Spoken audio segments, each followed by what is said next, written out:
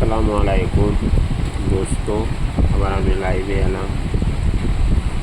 তো একটা ঘটনা নিয়ে কঠিন দুঃখের কষ্টের সাথে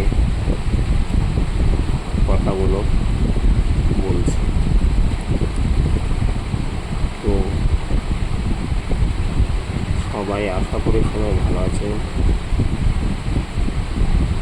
ইনশাআল্লাহ ভালো থাকেন। আল্লাহ রহমত বর্ষিত হোক, বর্ষিত হোক, সকলেই বলুন আল্লাহ। আমি বলছি একটা কথা হচ্ছে যে একটা ছেলে যদি অপরাধী হয় তো সে অপরাধী তো কার জন্য? তার মা বাপের জন্যই তো। তার মা বাপই তো করে অপরাধ। তার মা বাপ তাকে ভালো করে মানুষ করবে, আদর স্নেহ যত্ন মায়া মমতা দিয়ে মানুষ করবে, তবেই তো হবে ছেলে। না শুধু খালি ছেলে পেটে ধরলো, জন্ম দিল, তারপরে মুখে দুধ খাইয়ে ছেলে মানুষ করে দিল আর হয়ে গেল। তার ভবিষ্যৎ নিয়ে চিন্তা করতে হবে, তাকে সব কিছু করে দিতে হবে, তার নামে তাকে বিষাদে দিতে হবে বড় হলে, তবে তো হবে ছেলে মানুষ। কি না বন্ধুরা, এই কথাগুলো আমার যদি ভুল হয়ে থাকে বন্ধুরা আমাকে ক্ষমা করে। আর আমার ভিডিওটা যদি ভালো লাগে বেশি বেশি বেশি বেশি করে লাইক শেয়ার কমেন্ট করবেন, আর আমি যেন একটু যেন করে যেতে।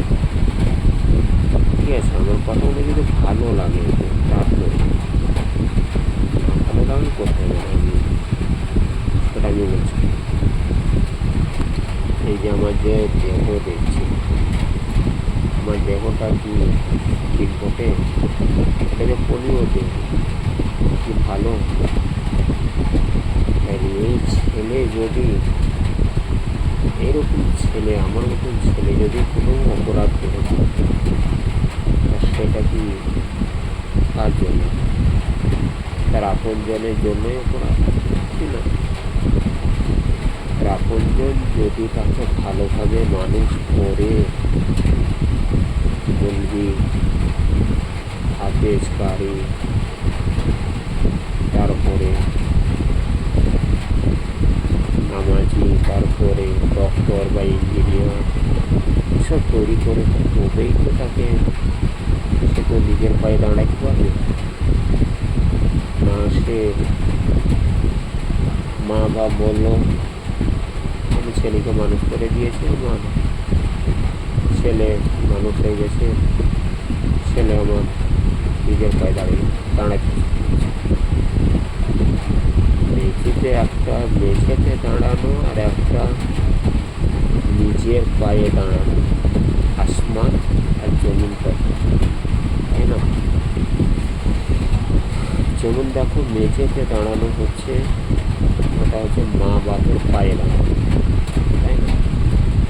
আর নিজের পায়ে দাঁড়ানোটা হচ্ছে মা বাপ তাকে তৈরি করে দিল, তার ভবিষ্যৎ বাণী যা কিছু সব তাকে তৈরি করে দিল।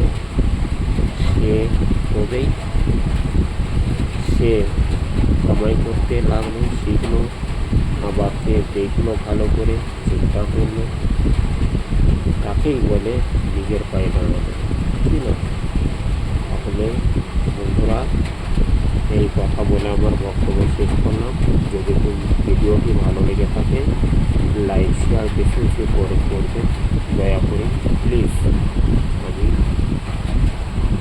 সালাম করে বললাম আসসালামু আলাইকুম রহমতুল্লাহ।